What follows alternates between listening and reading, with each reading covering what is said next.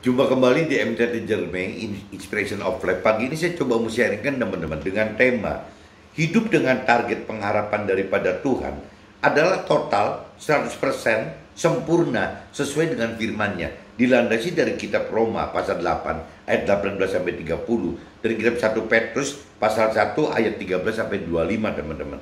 Maksudnya teman-teman, apabila kita hidup benar-benar dengan dengan kita mengharapkan seperti yang Tuhan harapkan, rancangan dan kehendaki, itu tidak bisa separuh-separuh teman. Benar-benar harus total gitu. Jadi apa yang kita lakukan dalam hidup ini harus 100% sama dengan apa yang diperintahkan oleh firman Tuhan gitu. Sehingga kita bisa mendapatkan janji-janji Tuhan dan kita bisa masuk ke dalam rancangan kehendak Tuhan. Kita nggak bisa separuh-separuh teman. Apabila kita bicara separuh-separuh ya mungkin kita bisa menjadi orang yang baik, tapi bukan kategorinya orang yang benar, teman. Orang yang baik itu adalah orang yang bisa masuk ke dalam surga gitu, menjadi warga surga atau menjadi rakyat jelata dalam surga. Itu orang baik itu bisa seperti itu, teman-teman. Bahkan bagi orang yang belum mengenal akan pribadi Tuhan Allah secara benar, belum mengenal belum mengenal dalam arti pengenalan dan maupun arti dari firman Tuhan, bisa saja teman-teman orang itu melakukan hal-hal kebaikan gitu. Banyak orang-orang yang belum mengenal dan belum mengenal firman Tuhan, belum mengenal pribadi Tuhan Allah, melakukan kebaikan dan di bawah alam sadar mereka itu melakukan kebenaran firman Tuhan yang Tuhan perintah peraturkan, yang Tuhan rancang dan kehendaki, teman-teman. Mereka tidak sadar tapi melakukan. Nah, orang-orang ini yang kategorinya orang baik. Menurut pengertian saya itu seperti itu. Tapi Tuhan menghendaki bukan cuma sekedar orang yang baik, teman-teman. Tuhan itu menghendaki kita ini hidup dengan benar, teman-teman. Hidup benar adalah hidup percaya total kepada Tuhan Allah, hidup kepada ketaatan, ikuti perintah peraturan firman Tuhan Allah, dan hidup bersama dengan Tuhan Allah, teman-teman, dalam kesehariannya, yaitu dengan cara bagaimana menghidupkan roh Tuhan yang ada di dalam kita, teman-teman. Nah, untuk bisa mengenal dan mengerti bahwa ada roh Tuhan di dalam kita, kita balik lagi, teman, harus benar-benar lebih dalam mengenal dulu, teman-teman. Ya, apa yang kita kenali akan Tuhan Allah dan firman Tuhan Allah. Banyak orang yang cuma sekedar tahu, sudah mengaku mengenal, teman. Ini beda sekali, teman, antara tahu dan mengenal. Kalau tahu itu ya kita cuman yang berulang kali kita sering katakan, kita tahu nggak presiden kita Pak Jokowi gitu. Ya kita akan ngomong tahu, tapi sebagian orang akan berkata bahwa hanya tahu tapi dikatakan mengenal gitu. Ya mengenal presiden kita Jokowi gitu. Tapi sebenarnya ya kita bertatap muka langsung juga belum pernah, kita mendengar suara langsung juga belum pernah, kita ngobrol langsung juga belum pernah gitu. Bagaimana kita bisa katakan itu mengenal gitu? Yang mengenal itu harusnya kan benar-benar sudah mengalami lebih dari sekedar tahu. Kalau tahu ya tanpa harus kita ketemu dengan Pak Jokowi, kita bisa tahu bahwa Pak Jokowi itu adalah Presiden Republik Indonesia. Tahu gitu, teman. Tapi jangan kategorikan tahu itu dengan kenal gitu. Harus ada perbedaan antara tahu dan kenal. Begitupun juga dengan Tuhan, teman. Dengan Tuhan. Banyak orang yang sekedar tahu akan pribadi Tuhan, sekedar tahu akan firman Tuhan, karena cuma mendengar-dengar saja, teman. Mendengar-dengar saja. Membaca firman Tuhan pun tidak pernah, sehingga bagaimana bisa mengenal Tuhan Allah lebih dalam gitu. Ya membaca saja tidak pernah gitu. Mestinya kan kalau kita mau mengenal lebih dalam, ya bukan sekedar tahu, ya kita harus membaca firman Tuhan, teman, sebagai dasar dari pengenalan kita akan pribadi Tuhan Allah dan firman Tuhan. Mau tidak mau, teman. Dan membaca firman berulang-ulang kali itu tidak cukup, teman. Ya harus mendengarkan juga sharing-sharing tentang rohani, mesti baca buku rohani, mesti dengerin khotbah-khotbah rohani, dan banyak hal yang terkait dengan yang tidak cuma sekedar membaca, teman-teman. Nah, waktu kita mendalami terus dengan disertai dengan sharing rohani, membaca buku rohani, mendengarkan khotbah-khotbah rohani gitu, otomatis satu saat Tuhan akan membukakan bahwa di dalam firman Tuhan itu tidak cuma cukup hanya dikenali saja, tapi harus dimengerti. Nah, waktu untuk mengerti firman Tuhan, baru kita dibukakan pengenalan bahwa di dalam mengerti, kemampuan kita mengerti firman Tuhan, kita harus bisa berasumsi bahwa di dalam manusia itu ada 3 unsur itu, ada tubuh, jiwa, roh itu gitu. Nah, unsur jiwa, tubuh, jiwa ini yang kadang-kadang hanya dimiliki oleh orang dunia, ya tapi unsur roh ini yang tidak dimiliki, teman-teman. Nah, sedangkan kita bicara untuk mengenal lebih dalam pribadi Tuhan Allah dan firman Tuhan Allah, mau nggak mau teman-teman, kita harus menghidupkan unsur roh di dalam kita, tubuh, jiwa, dan roh itu. Nah, roh kita ini adalah wadah roh Tuhan gitu, roh Tuhan yang diberikan kepada setiap kita. Nah, problemnya teman-teman, apabila kita tidak mengenal bahwa ada roh kita, tempat baitnya roh Tuhan. Nah, ini saja sudah tidak bisa memaksimalkan fungsi roh Tuhan ya teman-teman. Nah, setelah kita mengenal bahwa kita ada roh kita dan adalah tempat roh Tuhan, Tuhan sudah tempatkan kita, roh Tuhan di dalam kita. Nah, problemnya kan tinggal bisa nggak kita hidupkan roh Tuhan di dalam kita, teman. Apabila kita bisa menghidupkan roh Tuhan di dalam kita, nah mulai kita bisa lebih mampu untuk mengerti firman Tuhan. Tidak hanya sekedar mengenal firman Tuhan, tapi kita sudah mulai teman-teman mengerti apa yang dimaksud oleh Tuhan. Bedanya apa? Bedanya saya sering katakan, apabila kita mengerti dari sisi kita pribadi, tidak libatkan roh Tuhan, kita mengerti firman Tuhan itu dari pikiran, perasaan, kehendak sendiri saja teman-teman. Kalau di Nasrani itu jelas, berarti kita cuma sekedar mengerti firman Tuhan dalam bentuk logos teman-teman. Nah, sedangkan apabila kita mengerti firman Tuhan dalam arti kata sesuai dengan pikiran, perasaan, kehendak Tuhan, itu namanya pengertian kita terhadap firman Tuhan itu sudah berupa rema, teman. Rema itu adalah firman Tuhan yang sama dengan logos, cuman hidup, teman. Hidup karena ada pikiran, perasaan, kehendaknya Tuhan di dalam firman tersebut gitu. Jadi firmannya boleh sama, tapi yang satu disebutnya logos, firman logos, yang satu firman rema, teman. Nah, Tuhan menghendaki yang namanya roh Tuhan hidup itu yang menghidupkan yang pengertian firman ini, teman. Bagaimana firman Tuhan ini tidak hanya berhenti sebagai logos, tapi bagaimana firman Tuhan ini menjadi rema gitu. Ya, firman ini menjadi sesuai dengan pikiran, perasaan, kehendaknya Tuhan, bukan pikiran, perasaan, kehendak kita sepertinya logos gitu. Nah, mudah-mudahan dengan saya coba jelaskan seperti ini teman-teman, teman-teman bisa menangkap bahwa beda gitu dalam firman yang sama, dalam kitab suci yang sama, dalam pasal yang sama, dalam ayat yang sama, itu pengertian firman itu bisa berbeda teman. Apabila firman itu dari arti kata logos dengan firman itu dalam arti kata rema gitu. Dalam arti logos seperti firman itu hanya sesuai dengan pikiran, perasaan, kehendak kita manusia gitu. Tapi kalau bicara sesuai rema adalah pikiran, perasaan, kehendak Tuhan, sesuai dengan pikiran, perasaan, kehendak Tuhan. Bedanya di situ teman-teman, dan sangat berbeda teman-teman. Apabila kita membaca firman Tuhan dengan roh Tuhan, itu sampai kita meninggal dunia, firman Tuhan itu tidak pernah akan habis pengertiannya teman-teman. Jadi teman-teman coba bayangin, dengan kitab yang sama, ada orang yang pertama sekali kalau kita perbandingkan dengan leluhur kita yang sudah membaca firman Tuhan, mengenal firman Tuhan dan mengerti firman Tuhan, itu sudah berapa banyak generasi gitu. Firman Tuhan kan tidak pernah berubah gitu. Tapi berapa banyak generasi?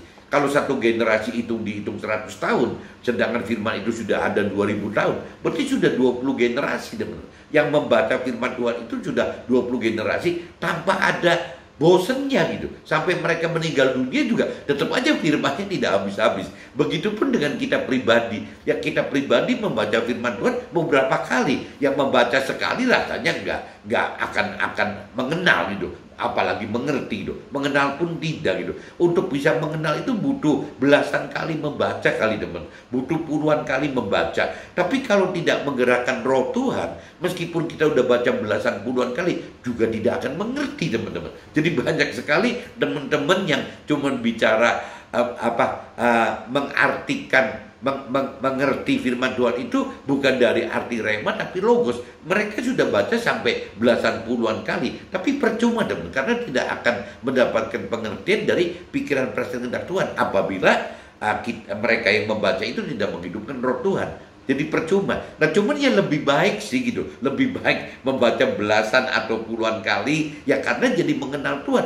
daripada orang yang membaca satu kali pun tidak khatam gitu, satu kali pun tidak selesai. Nah, justru yang bahaya teman-teman, kalau kita bicara orang dunia, Orang dunia itu ya persepsinya orang yang tidak mengenal pribadi Tuhan Allah secara benar, dan orang yang tidak mengerti firman Tuhan Allah secara benar. Tapi yang konyol apabila ada orang yang berkeyakinan, maksudnya kelompok orang yang sudah beragama, menerima Tuhan, menerima firman Tuhan, tapi membaca pun tidak pernah, teman-teman. Membaca satu kali putaran pun tidak pernah gitu. Sedangkan yang tadi saya katakan, pengalaman saya membaca belasan kali, apabila tidak disertai dengan Roh Tuhan pun kita tidak bisa mengerti kok. Cuma sebatas mengenal saja gitu. Nah cuman yang lewat belasan kali mengenal firman Tuhan, akhirnya Tuhan yang membukakan benar pengertian bahwa untuk bisa menghidupkan pengertian firman Tuhan yang dari pikiran perasaan kehendak Tuhan, mau tidak mau harus menghidupkan Roh Tuhan gitu. Nah waktu kita mau menghidupkan Roh Tuhan, ya berarti kita harus tahu dulu bahwa manusia terdiri tubuh, jiwa, dan roh. Apabila manusia tidak mengenal tubuh, jiwa, roh, akhirnya susah. Nah, manusia dunia dan manusia yang berkeyakinan ini biasanya tidak tahu, teman, bahwa di unsur manusia itu ada 3. Yang mereka tahu itu cuma ada tubuh dan jiwa saja, rohnya ditinggalkan. Nah kalau tubuh jiwa, saya sering berulang kali, ya binatang-binatang hewan itu ya punya juga tubuh dan jiwa, tapi tidak punya roh. Jadi akhirnya tidak bisa belajar rohani gitu. Nah kita yang bisa, kenapa kita berhenti gitu. Nah ini kembali lagi, kalau kita memang nyatakan bahwa kita mengasihi Tuhan, kita sayang sama Tuhan, kita taat sama Tuhan, seharusnya sih teman-teman, kita hidup itu kata firman harus total gitu, total untuk Tuhan. Kita hidup 100% untuk Tuhan. Kita ini harus serupa dengan apa yang Tuhan perintah peraturan dalam firman-Nya. Tuhan itu pengen kita sempurna seperti yang Tuhan rancang dan gendaki bagi manusia. Meskipun prakteknya teman-teman, yang ngucapinnya bisa, mengertinya bisa gitu, tapi dalam prakteknya gak mudah, teman, gak mudah. Karena apa yang Tuhan perintah peraturan kepada manusia itu pada prinsipnya adalah hal yang tidak wajar bagi dunia gitu, hal yang dianggap bodoh bagi dunia, hal yang dianggap gila, nggak waras gitu bagi dunia. Nah ini problem-problem yang kita akan hadapi itu waktu kita ingin melakukan firman Tuhan seperti ini, teman-teman. Jadi kendalanya nggak sedikit gitu yang kita mesti hadapin gitu. Nah ini sebelum saya masuk ke draft, teman-teman, saya coba bacakan dulu saja dasar dari kitabnya gitu. Kitab Roma pasal 8 ayat 18 sampai 30. Nanti saya lanjut juga dengan kitab 1 Petrus pasal 1 ayat 13 sampai 25. Nanti baru masuk ke draft, teman-teman. Roma pasal 8 ayat 18 sampai 30. Perikopnya, teman-teman, bunyinya itu pengharapan anak-anak Tuhan Allah gitu. Sebab aku yakin bahwa penderitaan zaman sekarang ini tidak dapat dibandingkan dengan kemuliaan yang akan dinyatakan kepada kita. Nah kalau kita simak kitab Roma pasal 8 ayat 18, belum apa-apa aja dinyatakan di sini bahwa kita ini untuk melakukan firman Tuhan udah jelas kita tertantang dengan menghadapi penderitaan, teman. Cuma firman katakan bahwa penderitaan zaman sekarang ini tidak dapat dibandingkan dengan kemuliaan yang akan dinyatakan kepada kita kelak gitu setelah kita meninggal dunia. Sebab dengan sangat rindu seluruh makhluk menantikan saat anak-anak Allah dinyatakan. Karena seluruh makhluk telah ditaklukkan kepada kesia-siaan, bukan oleh kehendaknya sendiri, tetapi oleh kehendaknya Tuhan Allah yang telah menaklukkannya. Tetapi dalam pengharapan, karena makhluk itu sendiri juga akan dimerdekakan dari perbudakan kebinasaan dan masuk ke dalam kemerdekaan kemudian kemuliaan anak-anak Allah gitu. Sebab kita tahu bahwa sampai sekarang segala makhluk sama-sama mengeluh dan sama-sama merasa sakit bersalin, ya. Dan bukan hanya mereka saja, tetapi kita yang telah menerima karunia sulung roh, kita juga mengeluh dalam hati kita sambil menantikan pengangkatan sebagai anak, yaitu pembebasan tubuh kita. Nanti waktu ada pengadilan Tuhan, teman-teman, waktu kita dihakimi dan dihukum, ya kita akan mendapat satu konfirmasi kita ini bagaimana gitu, akan mendapatkan kebinasaan yang kekal atau mendapatkan keselamatan yang kekal gitu. Dan bukan hanya mereka saja, tetapi kita yang telah menerima karunia sulung roh, kita juga mengeluh dalam hati kita sambil menantikan pengangkatan sebagai anak, yaitu pembebasan tubuh kita. Sebab kita diselamatkan dalam pengharapan, tetapi pengharapan yang dilihat bukan pengharapan lagi. Sebab bagaimana orang masih mengharapkan apa yang dilihatnya, tetapi jika kita mengharapkan apa yang tidak kita lihat, kita menantikannya dengan tekun. Demikian juga Roh membantu kita dalam kelemahan kita, sebab kita tidak tahu bagaimana sebenarnya harus berdoa, tetapi Roh sendiri berdoa untuk kita kepada Allah dengan keluhan-keluhan yang tidak terucapkan gitu. Dan Allah yang menyelidiki hati nurani mengetahui bahwa Roh itu, yaitu bahwa ia sesuai dengan kehendak Allah, berdoa untuk orang-orang kudus. Nah ini kalau kita simak di sini teman-teman, simak di ayat 26, ini mulai Tuhan inputkan gitu. Demikian juga Roh membantu kita dalam kelemahan kita, sebab kita tidak tahu bagaimana sebenarnya harus berdoa, tetapi Roh sendiri berdoa untuk kita kepada Allah dengan keluhan-keluhan yang tidak terucapkan. Dan Allah yang menyelidiki hati nurani mengetahui maksud Roh itu, yaitu bahwa ia sesuai dengan kehendak Allah berdoa untuk orang-orang kudus. Nah ini cerita Roh Tuhan teman. Roh ini yang dimaksud itu Roh Tuhan gitu.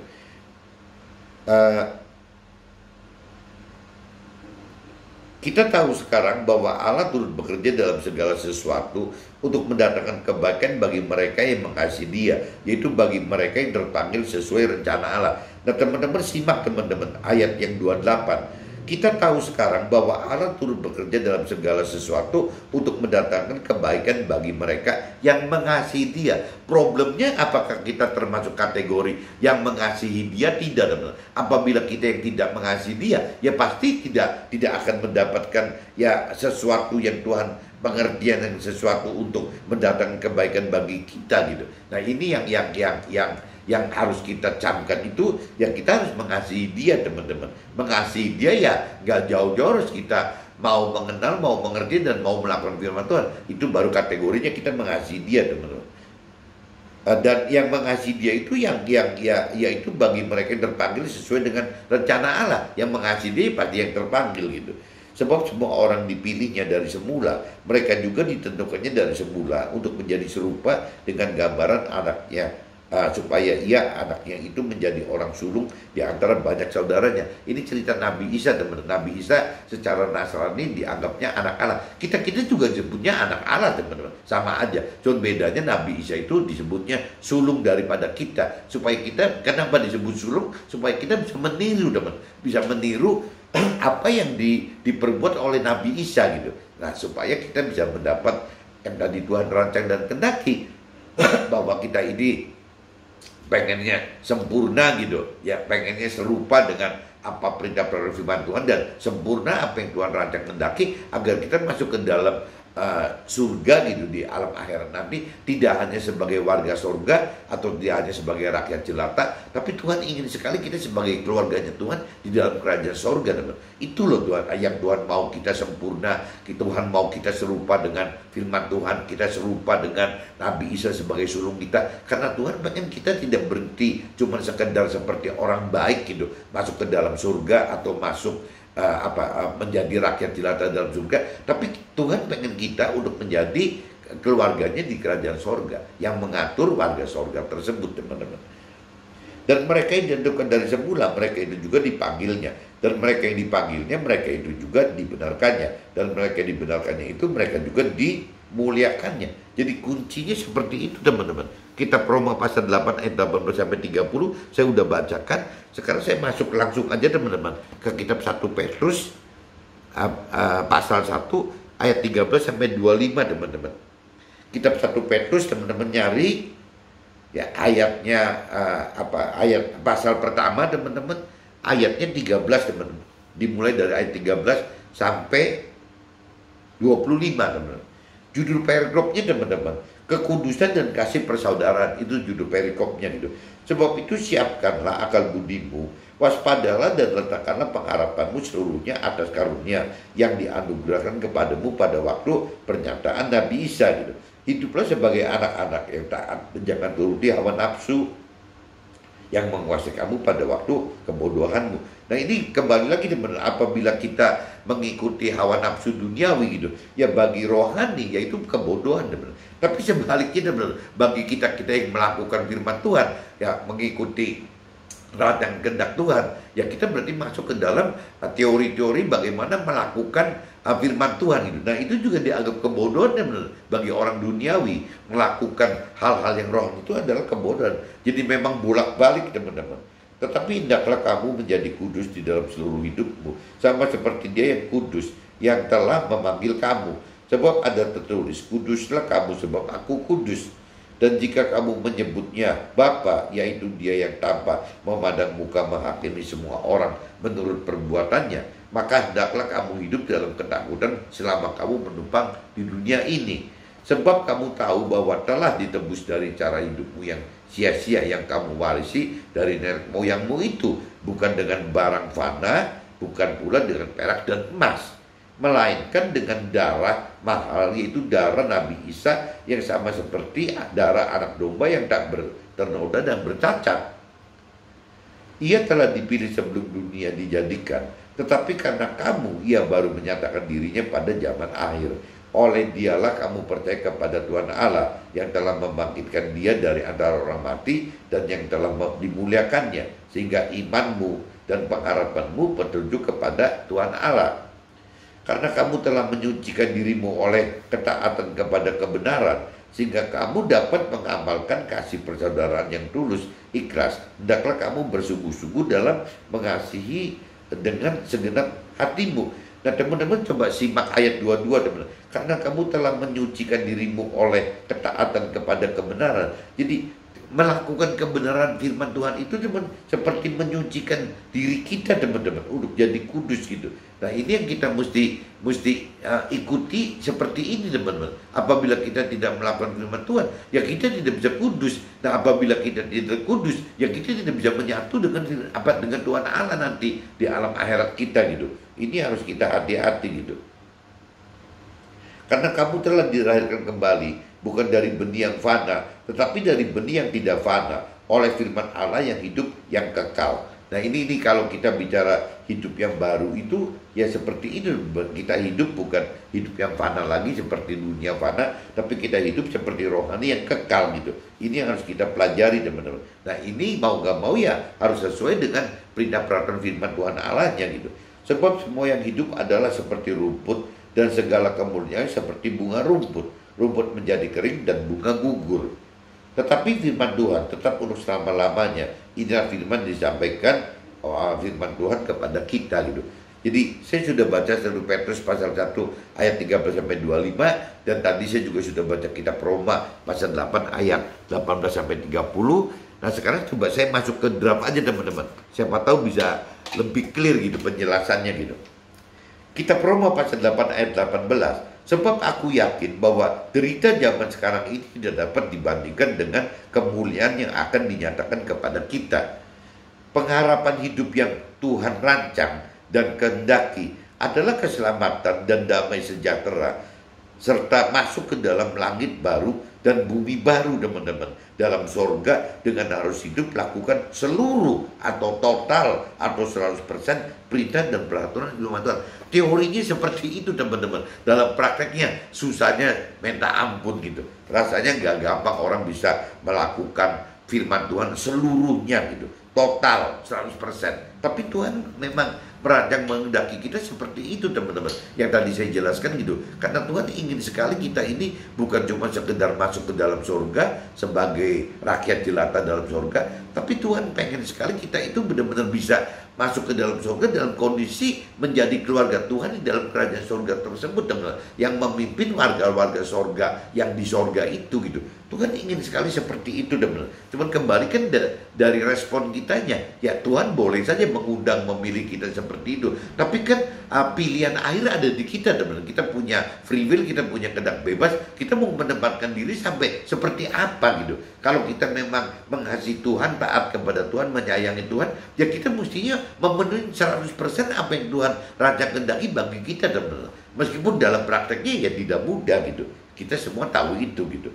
Kitab Roma pasal 8 ayat 24. Sebab kita diselamatkan dalam pengharapan. Tetapi pengharapan yang dilihat bukan pengharapan lagi. Sebab bagaimana orang masih mengharapkan apa yang dilihatnya. Ini cerita pengharapan antara duniawi dengan rohani teman-teman. Pengharapan duniawi adalah yang terlihat. Ya, harta, tahta, pemenuhan hal-hal duniawi. Itu kan semua hal yang terlihat teman-teman. Bisa dilihat sebelum kita meninggal dunia. Kita bisa lihat tentang bagaimana perolehan harta kita, bagaimana pencapaian tahta kita, bagaimana pemenuhan hal-hal duniawi kita gitu. Nah ini pasti kaitannya nggak jauh-jauh dengan target sukses duniawi, dengan target kebahagiaan duniawi, bagaimana dengan target memenuhi nafsu-nafsu duniawi gitu. Nggak jauh-jauh seperti itu teman-teman. Tapi kalau kita ringkasnya tadi, ya hal-hal yang target sukses duniawi, bahagia duniawi dan hal-hal pemenuhan nafsu dunia. Kalau kita ringkas cuma harta tahta dan pemenuhan hal duniawi teman. Dan kalau kita ringkas lagi teman, ya cuma bicara uang gitu tuh. Nah ini yang bahaya sekali apabila kita bicara uang dengan kita mau mencintai uang, itu sudah bahaya teman. Mencintai uang itu bisa menghalalkan segala macam cara sampai meninggalkan Tuhan pun bisa terjadi gitu. Karena memang kita cinta uang. Makanya Tuhan katakan cinta uang adalah musuh yang terberat bagi Tuhan gitu. Cinta uang begitu.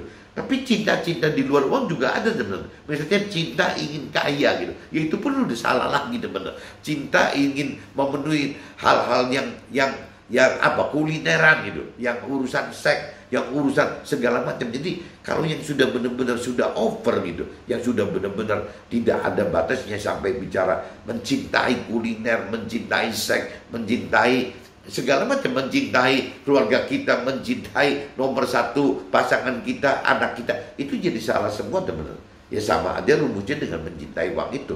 Tapi kalau kita bicara kita tidak mencintai, ya Tuhan malah menganjurkan bagaimana kita untuk bisa menomorsatukan Tuhan gitu. Uang nomor dua, menomorsatukan Tuhan, tapi orang tua kita nomor dua. Nomorsatukan Tuhan, tapi pasangan kita nomor dua. Ya menomorsatukan Tuhan, tapi anak kita nomor dua, saudara kita nomor dua. Harusnya seperti itu teman-teman. Yang Tuhan inginkan seperti itu gitu. Jadi bukan melarang. Tuhan tahu kok kita butuh uang gitu.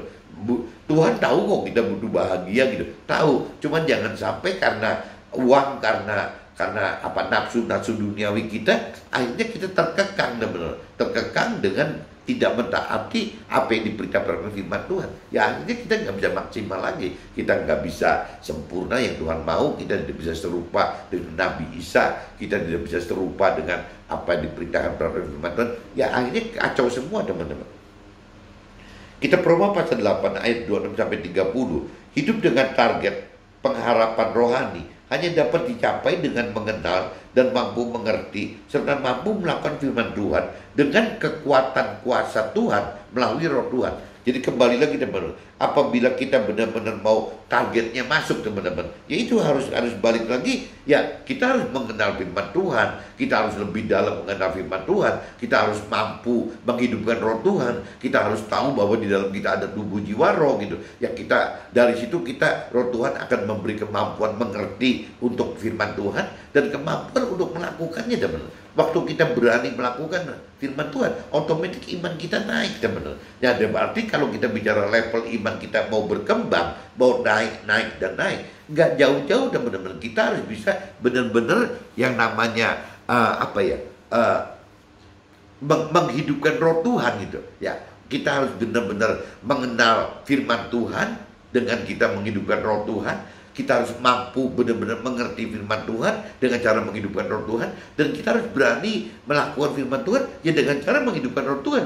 Nah ini terjadi berarti iman kita naik gitu. Nah kalau iman kita naik berarti kita butuh pengenalan firman Tuhan, kita butuh firman Tuhan, kita butuh Roh Tuhan, dan kita baru bisa mendapatkan iman teman. Nah iman ini adalah modal yang tingkat leveling kita di dalam sorga teman-teman. Tuhan itu sampai kita meninggal tidak pernah memberhentikan tingkatan iman kita teman-teman. Jadi kita itu hidup itu dari iman ke iman. Iman ke iman itu dalam arti kata iman naik ke iman itu sama aja identik dengan kita ketemu dengan permasalahan, ketemu permasalahan teman-teman. Permasalahan ketemu permasalahan nanti berujung dengan yang tadi. Ya permasalahan itu ujungnya penderitaan itu akan menimbulkan jadi iman teman-teman. Jadi nggak aneh teman apabila kita bicara kita ingin naik terus level iman kita gitu. Ya kita akan selalu bertemu dengan ya permasalahan-permasalahan yang terkait dengan penderitaan itu teman-teman. Nah ini yang caranya Tuhan membuat kita level iman kita naik itu seperti itu teman-teman. Jadi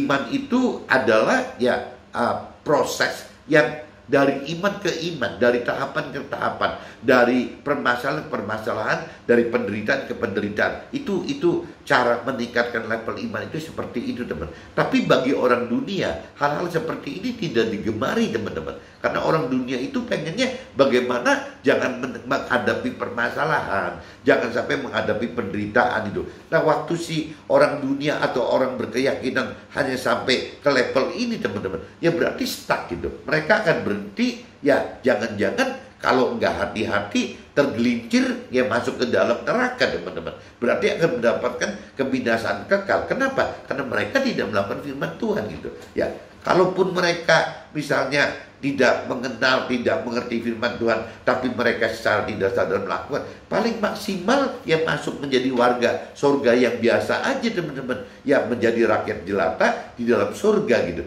Nah, itu bukan target akhirnya Tuhan Allah. Jadi teman-teman harus sadar bahwa target Tuhan Allah itu bukan kita sekedar masuk ke dalam surga menjadi rakyat jelata surga gitu. Bukan itu, teman-teman. Yang Tuhan rancang kehendaki, yang harus all out itu, yang harus total, yang 100% harus serupa dengan firman Tuhan, harus serupa dengan Nabi Isa, harus sempurna seperti Tuhan rancang kehendaki. Itu ya itu tadi, teman. Bukan sekedar masuk ke dalam surga menjadi rakyat jelata surga, tapi bagaimana menjadi ya keluarga Tuhan di dalam kerajaan surga untuk memimpin ya rakyat-rakyat jelata dalam surga ini, teman-teman. Nah, ini yang sebenarnya Tuhan hendaki seperti itu, teman-teman. Kitab 1 Petrus pasal 1 ayat 13-16. Pengharapan rohani hanya didapat karena kasih karunia Tuhan dengan harus hidup taat firman dan tidak ikuti, tidak turuti hawa nafsu duniawi, tetapi dengan hidup kudus, sebab Tuhan itu ya kudus adatnya gitu. Jadi firman katakan di dalam kitab 1 Petrus pasal 1 ayat 13-16, ya Tuhan itu kudus, teman-teman. Jadi apabila kita ingin mendekati Tuhan Allah, kalau kita tidak ada bekal kekudusan, ya nggak mungkin bisa ketemu Tuhan Allah, teman. Nggak mungkin bisa bersatu di area yang sama dalam area kekudusan Tuhan Allah gitu. Nah, ini teman-teman harus sadar gitu. Kitab 1 Petrus ayat 1:17-21, secara rohani kita telah ditebus oleh Tuhan melalui pengorbanan Nabi Isa, penebusan dosa awal dan dosa kita sebelum bertobat, serta menyajikan firman Tuhan melalui karunia Roh Tuhan kepada murid-muridnya, serta memohonkan kepada Tuhan agar Roh Tuhan dihidupkan dalam roh kita. Nah, ini yang di dalam kitab 1 Petrus 1 pasal 7 ayat 17-21 itu ya seperti itu, teman-teman. Secara rohani kita telah ditebus oleh Tuhan melalui pengorbanan Nabi Isa itu, kalau dari versi Nasrani seperti itu gitu. Nah, penebusan dosa awal dan dosa kita itu sebelum bertobat itu sudah disucikan, dikuduskan oleh si Nabi Isa tersebut, teman-teman. Jadi itu. Nah, Nabi Isa itu tidak cuma menebus dosa-dosa awalnya Adam dan Hawa, dan tidak cuma menebus dosanya kita gitu ya sebelum kita mengikuti Tuhan Allah saat ini gitu, dosa-dosa awal dan dosa kita sebelum bertobat ini gitu, teman. Nah, yang namanya Nabi Isa juga menjadi dengan adanya Nabi Isa lahir firman Tuhan, teman. Lahir kitab suci gitu. Dengan cara yaitu Roh Kudus gitu, Roh Tuhan yang menghidupkan Nabi Isa dan murid-muridnya untuk bisa membuat kitab suci itu, berita dan firman Tuhan itu, teman-teman. Itu juga jasanya Nabi Isa gitu. Nah, yang jasa ketiganya ya Nabi Isa waktu wafat naik ke surga gitu, memohon kepada Tuhan Allah agar Tuhan Allah bisa menghidupkan Roh Tuhan yang ada di dalam manusia itu, teman-teman. Dan jadi minimal ada 3, teman-teman. Nabi Isa itu di dunia ini berjasa kepada kita itu yang menebus dosa kita, dosa awal dan dosa sebelum kita bertobat, ditambah lagi membuat firman Tuhan bagi kita, jadi kita punya panutan firman Tuhan. Yang ketiganya menghidupkan Roh Tuhan ya di dalam manusia itu karena permohonan Nabi Isa kepada Tuhan Allah itu. Kitab 1 Petrus pasal 1 ayat 22-25, teman-teman. Ini dikatakan gitu, keseriusan kita menjalani perintah dan peraturan firman akan membawa kita kepada rancangan dan kehendak Tuhan. Karena kita lahir baru bukan dari benih duniawi yang fana, tapi benih rohani yang kekal oleh karena firman Tuhan yang hidup dan yang kekal gitu. Nah ini jadi kembali lagi teman-teman, ya istilahnya kita mau hidup ini seberapa serius sih mencari Tuhan gitu. Ya keseriusan kita menjalani perintah dan peraturan firman akan membawa kita kepada rancangan dan kehendak Tuhan. Kalau kita tidak serius teman-teman mengenal, mengerti dan melakukan firman Tuhan, rasanya sulit teman-teman kalau kita bisa masuk ke dalam rancangan dan kehendak Tuhan gitu. Ya, karena kita lahir baru bukan dari benih duniawi yang fana. Seharusnya teman-teman waktu kita menerima Tuhan Allah, menerima firman Tuhan Allah sebagai jalan kebenaran hidup kita, ya kita itu sudah disebutnya lahir baru teman. Nah lahir baru itu berarti parameternya bukan parameter target-target yang tadi, ya harta tahta dan hal-hal duniawi, bukan yang urusannya target kesuksesan duniawi yang bukan target kebahagiaan duniawi atau pembunuhan hal-hal nafsu-nafsu dunia, bukan itu teman-teman. Kita ini mestinya sudah dengan target ya rohani gitu, rohani yang kekal bukan yang fana. Kalau duniawi kan fana teman, ukurannya kan fana gitu, tapi kalau bicara rohani itu kekal gitu. Oleh karena firman Tuhan yang hidup dan yang kekal, jadi kita dasar hidupnya itu udah bukan duniawi lagi, tapi dasar hidup kita rohani dengan dasar firman Tuhan yang hidup dan yang kekal. Yang hidup yang tadi saya katakan, ya dari 20 generasi di depan kita, firman kita itu tidak pernah mati. Ya, di dalam kita sendiri juga sama. Sampai kita meninggal dunia pun, firman Tuhan itu tidak pernah berakhir di dalam kita. Karena apa? Karena firman Tuhan itu adalah hidup dan kekal. Ini yang teman-teman harus tangkap ini teman-teman. Nah, ini saya mau sharing teman-teman apa yang terjadi dalam hidup saya gitu. Mungkin kalau bagi pengalaman saya teman-teman, saya mencari Tuhan itu dari tahun 2000 sampai 2021 baru berani bersaksi memberitakan kebenaran firman semacam ini teman-teman. Kalau bicara dari umur gitu, dari 20 tahun seperti ini, rasanya terlalu singkat sekali teman-teman. Ya saya nggak ngerti kalau saya perbandingkan dengan teman-teman atau keluarga saya yang lain dalam mencari Tuhan itu, apakah memang lebih lama dari saya atau lebih dekat dari saya gitu. Saya tidak tahu gitu. Tapi kalau saya bicara dulu 20 tahun yang lalu, banyak teman-teman saya yang kategorinya bukan teman rohani teman-teman. Kalau untuk buat saya itu kategorinya itu mungkin sudah mentor rohani, ya, dan rohaniawan mungkin sudah ke level itu gitu. Jadi cerita 20 tahun yang lalu, meskipun kalau parameter kita ambil dari Nabi Musa itu 40 tahun loh teman-teman. 40 tahun itu di padang di padang rumput gitu. Sampai ada teman saya Pak Mulyadi kemarin ketemu di Jakarta, katakan, dia ceritakan bahwa coba bayangin Nabi Musa itu diuji coba oleh Tuhan selama 40 tahun di padang rumput gitu. Tiap hari selama 40 tahun suruh ngeliatin kambing domba saja teman. Tiap hari loh, ya suruh ngeliatin kambing atau domba itu gitu. Betapa bosannya selama 40 tahun. Padahal dasarnya Nabi Musa itu sebelum diuji coba di padang rumput ini, Nabi Isa itu kan pangeran teman-teman di istana Mesir gitu. Betapa glamornya, betapa mewahnya, betapa sibuknya gitu, betapa bersaingnya namanya keadaan di Mesir itu. Tapi 40 tahun berikutnya, 40 tahun yang kedua, Tuhan malah didik Nabi Musa itu ya diarahkan menjadi gembala domba. Jadi 40 tahun cuma ketemu domba terus, bosannya kayak apa kata Pak Mulyadi itu. Ya saya bisa bayangin, iya jangankan 40 tahunnya Nabi Musa yang cuma jadi gembala domba gitu. Nah saya mengalami 20 tahun aja bosannya setengah mati teman-teman. Mungkin teman saya nggak ngerti apakah ada yang prosesnya cukup 5 tahun aja, ya 10 tahun gitu, 15, 20, 25, 30, 40, ya ini terserah gitu. Tapi kalau yang saya lihat, contohnya kalau saya perbandingkan dengan Nabi Musa, ya saya masih lebih lumayan lah 20 tahun gitu. Meskipun 20 itu kesiksa banget teman-teman, nggak enak sekali gitu mencari Tuhan, menghadapi ujian cobaan selama 20 tahun itu rasa lama sekali teman-teman. Cuman belakangan ini aja setelah mungkin pengenalannya sudah lebih dalam gitu, pengertiannya sudah lebih mampu gitu, ya dan mungkin sudah surrender, sudah menyerah karena udah kayaknya kok Tuhan itu nggak bisa dilawan teman, nggak bisa kita menghadapi Tuhan itu pakai akal rasio gitu, akal sehat itu udah nggak bisa teman. Nah waktu kita berserah itu justru pengenalan pengertiannya berubah teman. Jadi kita malah ya berharap hal-hal yang lebih lebih rohani gitu. Jadi kita bisa lebih percaya apa janji-janji Tuhan yang Tuhan maksudkan.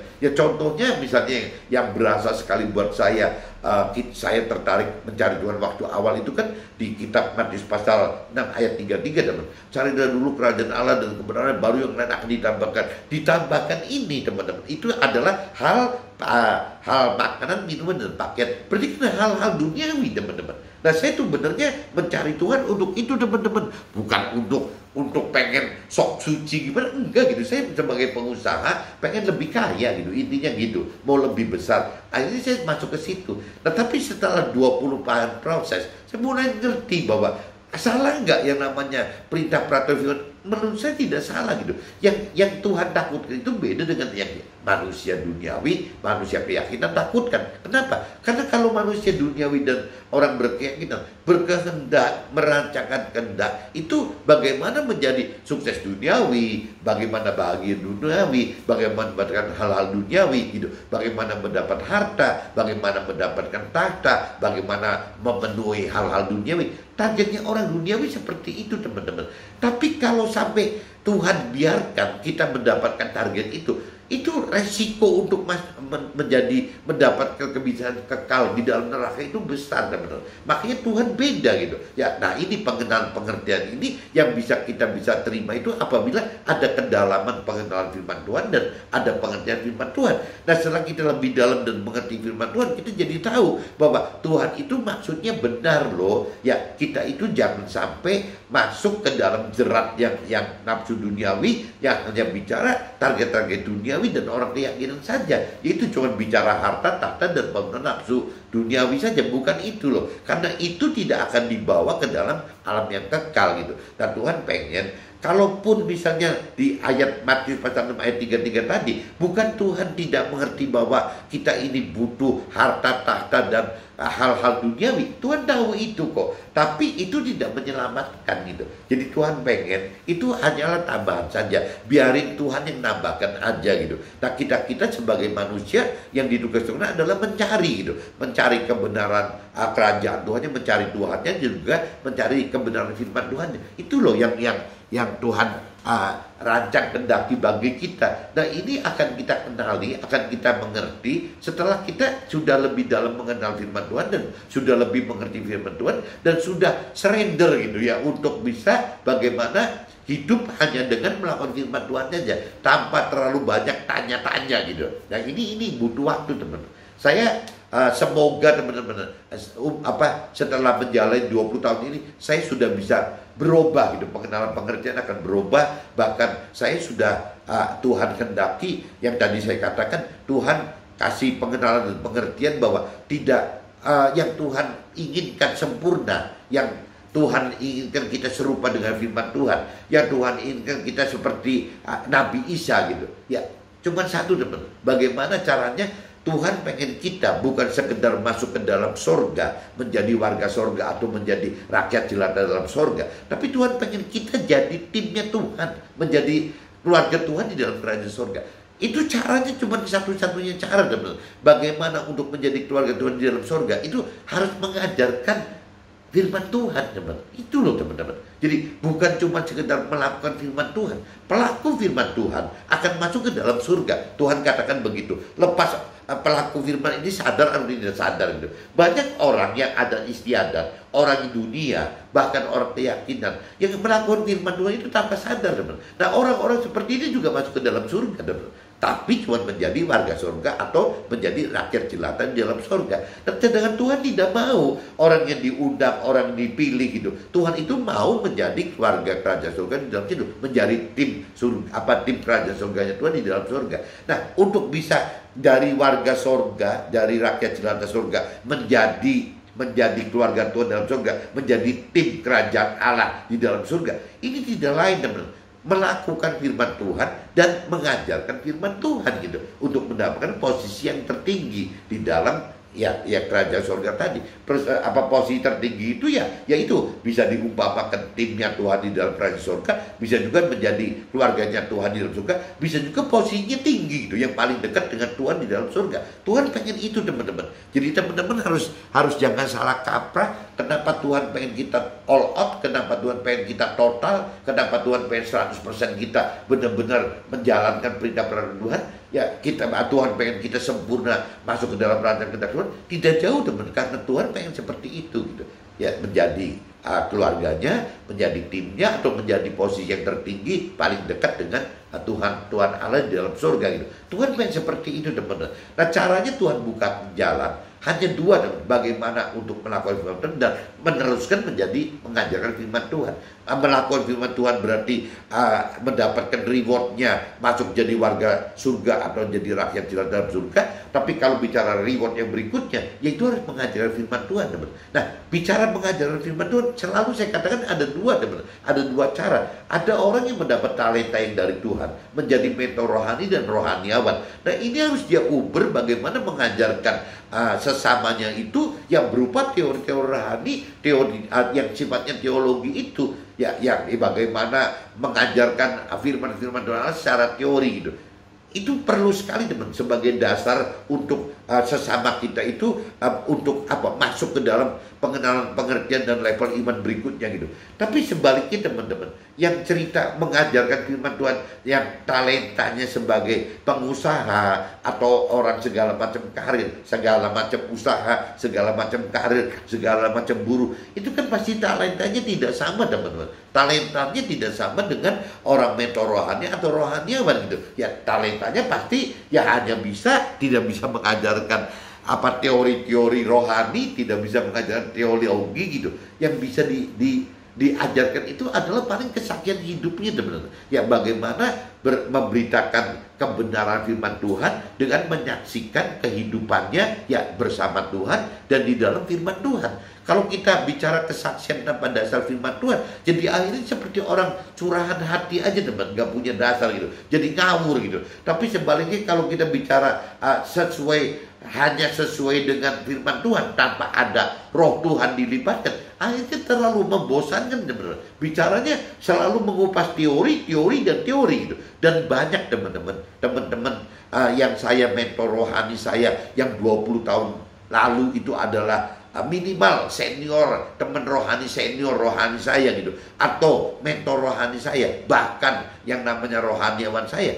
Rasanya sudah berjalan 20 tahun saya menengok belakang, nggak berubah teman-teman. Apa? Karena mereka hanya mengupas kembali lagi teori-teori rohani lagi, yang mereka hanya mengupas teologi itu gitu. Lah, sedangkan yang Tuhan mau kan kalau cuma mengupas teori itu kan bukannya kategorinya orang yang mengenal dan mengerti firman Tuhan pun Tuhan anggap salah kalau tidak melakukan firman Tuhan.